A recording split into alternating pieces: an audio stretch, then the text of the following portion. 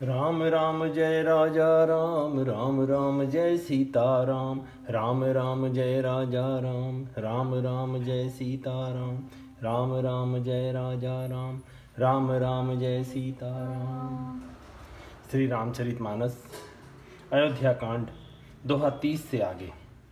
आगे दीखी जरत रिस भारी, मनहु रोष तरवारी उघारी, मुठी को बोधि धार निठुराई, धरी कुबरी सान बनाई, लखी महीप कराल कठोरा, सत्य की जीवन ले ही मोरा, बोले राव कठिन करि छाती, बानी सविनयता सुसोहाती, प्रिया वचन कस कहसी कुभांति, भीर प्रतीति प्रीति करिहाती, मोरे भरतु राम दोई आँखी, सत्य कहूँ करि शंकर साखी, अवसि दूत में पठैब प्राता, एहि बेगी सुनत दो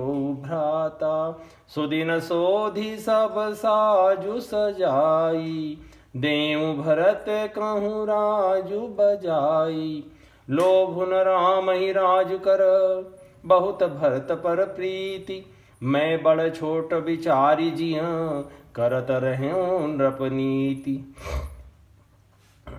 राम सपत सत कहूँ सुभाऊ, राम मातु कछु कहूँ न काऊ, मैं सब कीन तो ही बिनु पूछे, तेहिते परेऊ मनोरथ छूछे, रिस परिहरु अब मंगल साजू, कछु दिन गए भरत जुबराजू, एक ही बात मोहि दुख लागा, बर दूसर असमंजस मागा, अजहु हृदौ जरत जेहि, अजहु हृदौ जरत तेहि आचा, रिस परिहास की साचेहु साचा, कहु तज रोसु राम अपराधु, सबको कहई राम सोठी साधु, तुहु सराहसी करसी सनेहु, अब सुनि मोहि भयउ संदेहु,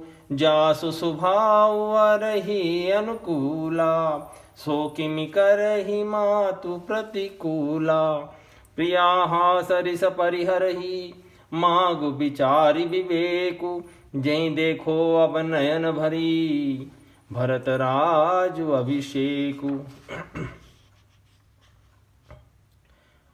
प्रचंड क्रोध से जलती हुई कैकेयी सामने इस प्रकार दिखाई पड़ी, मानो क्रोध रूपी तलवार म्यान से बाहर खड़ी हो। कुबुद्धि उस तलवार की मूठ है, निष्ठुरता धार है, और वह कुबरी मंथरा रूपी सान पर धरकर तेज की हुई है। राजा ने देखा कि यह तलवार बड़ी भयानक और कठोर है, और सोचा क्या सत्य ही यह मेरा जीवन लेगी। राजा अपनी छाती कड़ी करके बहुत ही नम्रता के साथ कैकेयी को प्रिय लगने वाली वाणी बोले, हे प्रिय, हे भीरु, विश्वास और प्रेम को नष्ट करके ऐसे बुरी तरह के वचन कैसे कह रही हो। मेरे तो भरत और रामचंद्र दो आंखें एक जैसे हैं। यह मैं शंकर जी को साक्षी देकर सत्य कहता हूँ। मैं अवश्य सवेरे ही दूध भेजूंगा, दोनों भाई सुनते ही तुरंत आ जाएंगे। भरत और शत्रुघ्न अच्छा दिन मुहूर्त शोधवा कर सब तैयारी करके डंका बजाकर मैं भरत को राज्य दे दूंगा। राम को राज्य का लोभ नहीं है और भरत पर उनका बड़ा ही प्रेम है। मैं ही अपने मन में बड़े छोटे का विचार करके राजनीति का पालन कर रहा था, बड़े को राज तिलक देने जा रहा था। राम की 100 बार सौगंध खाकर मैं स्वभाव से ही कहता हूँ कि राम की माता कौशल्या ने इस विषय में मुझसे कभी कुछ नहीं कहा। अवश्य ही मैंने तुमसे बिना पूछे यह सब किया, इसी से मेरा मनोरथ खाली गया। अब क्रोध छोड़ दो और मंगल साज सजो। कुछ ही दिन बाद भरत युवराज हो जाएंगे। एक ही बात का मुझे दुख लगा कि तूने दूसरा वरदान बड़ी अड़चन का मांगा। उसकी आंच से अब भी मेरा हृदय जल रहा है। यह दिल लगी में, क्रोध में आत्मा अथवा सचमुच में सच्चा है? क्रोध को त्याग कर राम का अपराध तो बता। सब कोई तो कहते हैं कि राम बड़े ही साधु हैं, और तुम स्वयं भी तो राम की सराहना करती और उन पर स्नेह किया करती थी। अब यह सुनकर मुझे संदेह हो गया है कि तुम्हारी प्रशंसा और स्नेह कहीं झूठे तो न थे। जिसका स्वभाव शत्रु को भी अनुकूल है, वह माता के प्रतिकूल आचरण क्यों करेगा। हे प्रिय, हंसी और क्रोध छोड़ दे और विवेक अनुचित उचित को विचार कर वर मांग, जिससे मैं नेत्र भरकर भरत का राज्याभिषेक देख सकूं। जिए मीन बरुबारी बिहीना, मनि बिनु फनी को जिए दुख दीना। कहूँ स्वभाव न छलु मन माही, जीवन मोर राम बिनु नाही। समुझ देखो जिय प्रिया प्रवीणा, जीवन राम दरस आधीना। सुनि मृदु वचन कुमति अति जरई, मनहु अनलाहुति घृत परई। कै करहु किन कोटि उपाया, इहान लागी ही राउरी माया।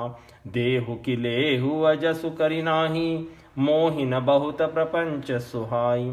राम साधु तुम साधु सयाने, राम मातु भली सब पहचाने। जस कौशिला मोर भलता का, तस फलोनि ही देव करि साका। होत प्रातु निबेश धरी, जोन राम बन जाहि। मोर मरनु राव रजस, नृप समुझिय मन माही। अस कही कुटिल भय उठी ठाड़ी, मानहु रोष तरंगिनी बाणी।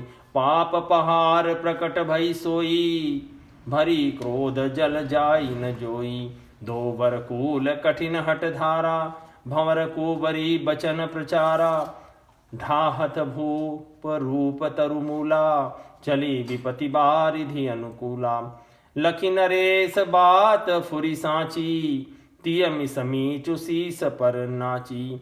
गही पद विनय कीन बैठारी, जनि दिन कर कुल होसी कुठारी। मागु माथ बही देऊं तो ही, राम बिरह जनि मार सिमोही। राखु राम कहूँ जेहि तेहि भांति, नाही तजरिहि जन्म भरी छाती। देखी व्याधि असाध नृपु, परे उधर निधुनि माथ। कहत परमारत बचन, राम राम रघुनाथ। मछली चाहे बिना पानी के जीती रहे, और सांप भी चाहे बिना मणि के दीन दुखी होकर जीता रहे, परंतु मैं स्वभाव से कहता हूँ, मन में जरा भी छल रखकर नहीं, कि मेरा जीवन राम के बिना नहीं है। हे चतुर्प्रिय, जी में समझ कर देख, मेरा जीवन श्री राम के दर्शन के अधीन है। राजा के कोमल वचन सुनकर दुर्बुद्धि कैकेयी अत्यंत जल रही है, मानो अग्नि में घी की आहुतियां पड़ रही हों। कैकेयी कहती हैं, आप करोड़ों उपाय क्यों न करें, या आपकी माया नहीं चलेगी। मैंने जो मांगा है या तो वो दीजिए, और नहीं तो ना ही कह के अपयश लीजिए। मुझे बहुत बखेड़े नहीं सुभाते। राम साधु है, आप सयाने साधु हैं, और राम की माता भी भली है। मैंने सबको पहचान लिया है। कौशल्या ने मेरा जैसा भला चाहा है, मैं भी याद रखने योग्य उन्हें वैसा ही फल दूंगी। सवेरा होते ही मुनि का वेश धारण कर यदि राम वन को नहीं जाते, तो हे राजन, निश्चय समझ लीजिए कि मेरा मरना होगा और आपका अपयश। ऐसा कहकर कुटिल कैकेयी खड़ी हुई। मानो क्रोध की नदी उमड़ी हो। वह नदी पाप रूपी पहाड़ से प्रकट हुई है और क्रोध रूपी जल से भरी हुई है। ऐसी भयानक की देखी नहीं जाती। दोनों वरदान उस नदी के दो किनारे हैं। कैकेयी का कठिन हठ ही उसकी तीव्र धारा है, और कुबरी मंथरा के वचनों की प्रेरणा ही भंवर है। वह क्रोध रूपी नदी राजा दशरथ रूपी वृक्ष को जड़ मूल से ढाती हुई विपत्ति रूपी समुद्र की ओर सीधी चली है। राजा ने समझ लिया कि बात सचमुच में सच्ची है। स्त्री के बहाने मेरी मृत्यु ही सिर पर नाच रही है। तदनंतर राजा ने कैकेयी के चरण पकड़कर उसे बिठाकर विनती की कि तू सूर्य कुल रूपी वृक्ष के लिए कुल्हाड़ी मत बन। तो मेरा मस्तक मांग ले, मैं तुझे अभी दे दूं, पर राम के विरह में मुझे मत मार। जिस किसी प्रकार से हो तू राम को रख ले, नहीं तो जन्म भर तेरी छाती जलेगी। राजा ने देखा कि रोग असाध्य है, तब वे अत्यंत आर्तवाणी से हा राम हा राम हा रघुनाथ कहते हुए सिर पीट कर जमीन पर गिर पड़े। व्याकुल राव शिथिल सब गाता, कर निकलप तरु मन हुनि पाता। कंठु सुख मुख आवन बानी, जनु पाठिनु दीन बिनु पानी। पुनि कह कटु कठोर कह के मनहु घाय महु माहुर दे। जो अंतहु अस कर तबु रहेऊ, मागु मागु तुम केहि बल कहेऊ। दुई की होई एक समय भुआला, हसब ठठाई फुलाउ बगाला। दानी कहाउ बारु कृपनाई, होई की खेम कुशल रोताई। छाड़हु बचन की धीरज धरहु, जनि अवलाजिमि करुणा करहु। तनुतीय तनय धामु धनु धरनी, सत्य संद कहूँ तृण समबरनी। मरम बचन सुनि राउ कहे, कहु कछु दोषु न तोर। लागेउ तो ही पिसाच जिमी, कालु कहावत मोर। चह तन भरत भूपत ही मोह भोरे, विधि बस कुमति बसी जिय तोरे। सो सब मोर पाप परिणामु, भयउ कुठाहर जेहि विधि बामु। सुबस बसी ही फिरी अवध सुहाई, सब गुण धाम राम प्रभुताई। करी हहि भाई सकल सेवकाई, होई तिहु पुर राम बड़ाई। तोर कलंक मोर पछिताऊ, मुएहु न मिटही न जाई काऊ। अब तो ही नीक लाग करु सोई, लोचन ओट बैठु मुँह गोई। जब लगी जियो कहूँ कर जोरी, तब लगी जनि कछु कहसी बहोरी। फिरी पछितै हसी अंत भागी, मारसी गाय नहारू लागी। परयुराऊ कही कोटि विधि, काहे करसि निदान। कपट सयानी न कहती कछु, जागति मनहु मसानु। राजा व्याकुल हो गए, उनका सारा शरीर शिथिल पड़ गया, मानो हथिनी ने कल्प वृक्ष को उखाड़ कर फेंक दिया हो। कंठ सूख गया, मुख से बात नहीं निकलती, मानो पानी के बिना पहिना नामक मछली तड़प रही हो। कैकेयी फिर कड़वे और कठोर वचन बोली, मानो घाव में जहर भर रही हो। कहती हैं, जो अंत में ऐसा ही करना था तो आपने मांग मांग किस बल पर कहा था। हे राजा, ठाका मार कर हंसना और गाल फुलाना, क्या ये दोनों एक साथ हो सकते हैं। दानी भी कहना कहाना और कंजूसी भी करना, क्या राजपूती में क्षेम कुशल भी रह सकती है। लड़ाई में बहादुरी भी दिखावे और कहीं चोट भी न लगे। या तो वचन ही छोड़ दीजिए या धैर्य धारण कीजिए। यों असहाय स्त्री की भांति रोइए पीटिए नहीं। सत्यवती के लिए तो शरीर, स्त्री, पुत्र, धन, घर, पृथ्वी सब तिनके के बराबर कहे गए हैं। कैकेयी के मर्मभेदी वचन सुनकर राजा ने कहा, तो जो चाहे कहे, तेरा कुछ भी दोष नहीं। मेरा काल मुझे मानो पिशाच होकर लग गया है, वही तुझसे यह सब कहला रहा है। भरत तो भूलकर भी राजपद नहीं चाहते, होनहार बस तेरे ही जी में कुमति आवसी। यह सब मेरे पापों का परिणाम है, जिससे कुसमय बेमौके विधाता ही विपरीत हो गया। तेरी उजाड़ी हुई यह सुंदर अयोध्या फिर भली भांति बसेगी और समस्त गुणों के धाम श्री राम की प्रभुता भी होगी। सब भाई उनकी सेवा करेंगे और तीनों लोकों में श्री राम की बड़ाई होगी। केवल तेरा कलंक और मेरा पछतावा मरने पर भी नहीं मिटेगा, यह किसी भी तरह नहीं जाएगा। अब तुझे जो अच्छा लगे वही कर। मुंह छिपाकर मेरी आंखों की ओट में जा बैठ, मेरे सामने से हट, मुझे मुंह न दिखा। मैं हाथ जोड़कर कहता हूँ कि जब तक मैं जीता रहूं तब तक फिर कुछ न कहना, मुझसे ना बोलना। अरे अभागिनी, तू अंत में पछताएगी, जो तू तांत के लिए गाय को मार रही है। राजा करोड़ों प्रकार से समझाकर और ये कह के कि तू क्यों सर्वनाश कर रही है पृथ्वी पर गिर पड़े, पर कपट करने में चतुर कैकेयी कुछ बोलती नहीं, मानो मसान जगा रही हो, श्मशान में बैठकर मंत्र सिद्ध कर रही हो। राम राम रट बिकल भुआलू, जनु बिन पंख बिहंग बेहालू। हृदय मनाव भोरु जनि होई, राम ही जाय कहे जनि कोई। उदऊ करौ जनि रवि रघुकुल गुरु, अबध बिलो किसूल होई उर। भूप प्रीति कैकेयी कठिनाई, उभय अवधि विधि रची बनाई। बिल पतन रपई भयउ भिनुसारा, बिना बेनु शंख धुनि द्वारा।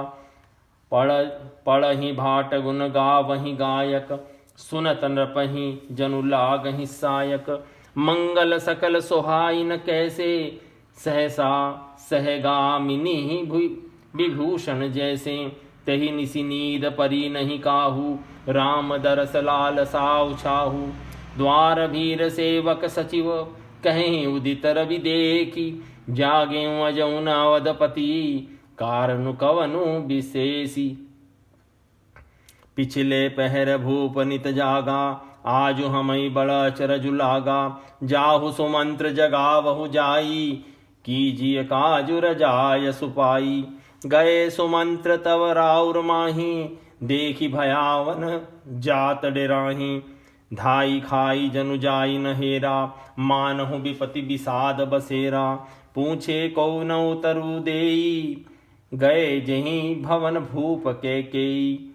कही जय जीव बैठ सिर नाई, देखी भूप गति गयउ सुखाई।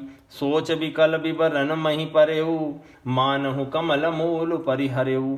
सचिव सभीत सकई नहीं पूछी, बोली अशुभ भरी शुभ छूछी।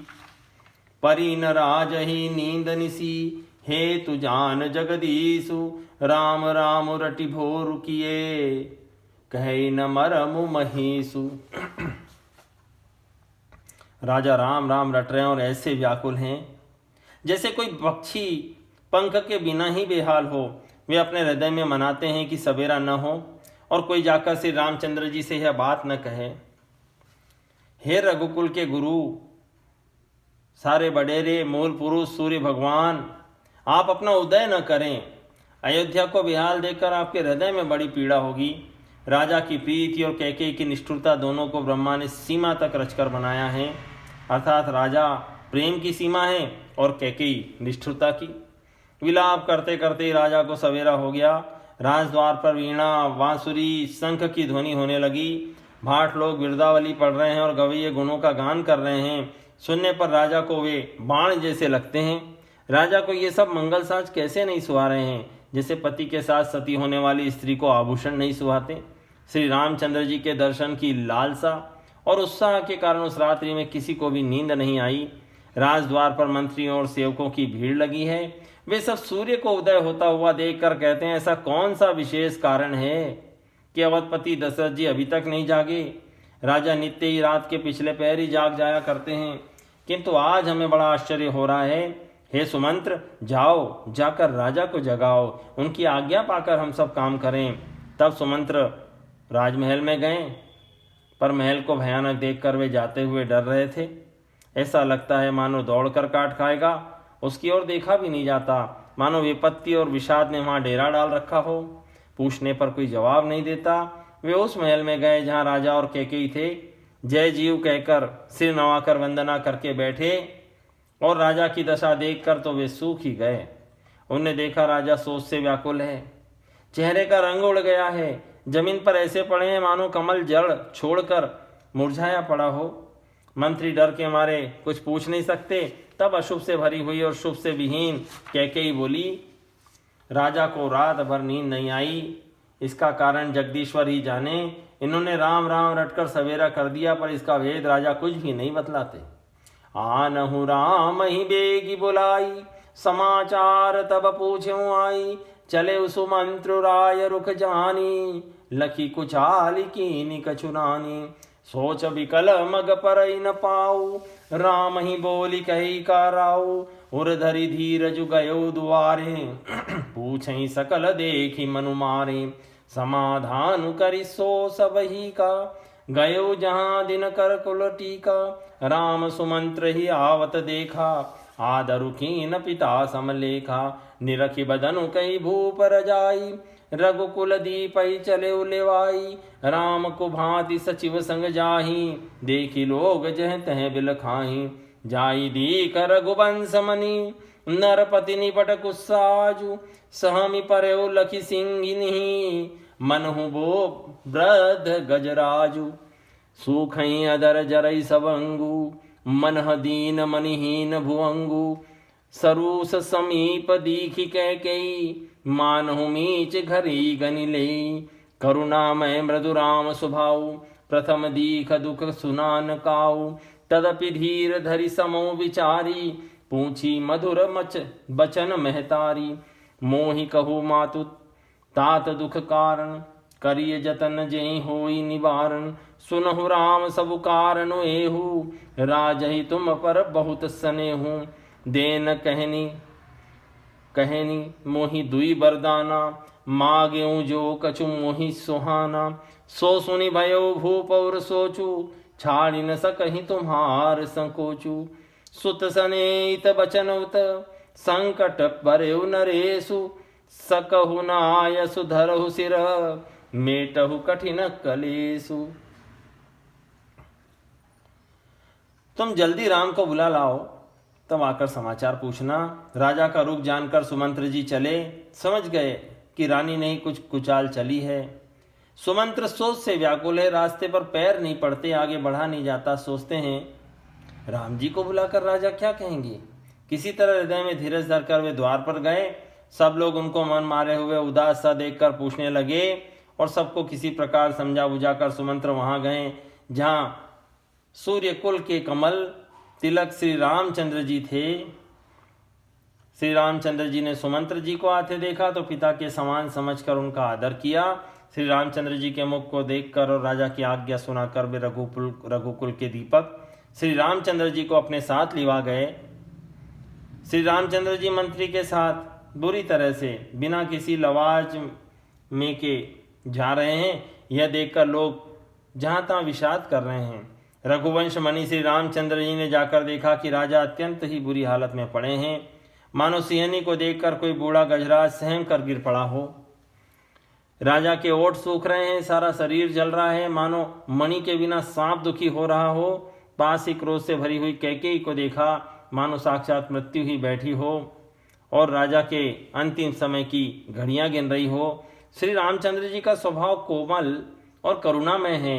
उन्होंने अपने जीवन में पहली बार ऐसा दुख देखा। इसके पहले उन्होंने कभी दुख सुना भी न था। तो भी समय का विचार करके हृदय में धीरज धरकर उन्होंने मीठे वचनों से माता कैकेयी से पूछा, हे माते, मुझे पिताजी के दुख का कारण कहो ताकि उसका निवारण हो, दुख दूर हो, वह यत्न किया जाए। कैकेयी ने कहा, हे राम सुनो, सारा कारण यही है कि राजा का तुम पर बहुत स्नेह है। इन्होंने मुझे 2 वरदान देने को कहा था। मुझे जो कुछ अच्छा लगा वही मैंने मांगा। उसे सुनकर राजा के हृदय में सोच हो गया, क्योंकि ये तुम्हारा संकोच नहीं छोड़ सकते। इधर तो पुत्र का स्नेह है और उधर वचन।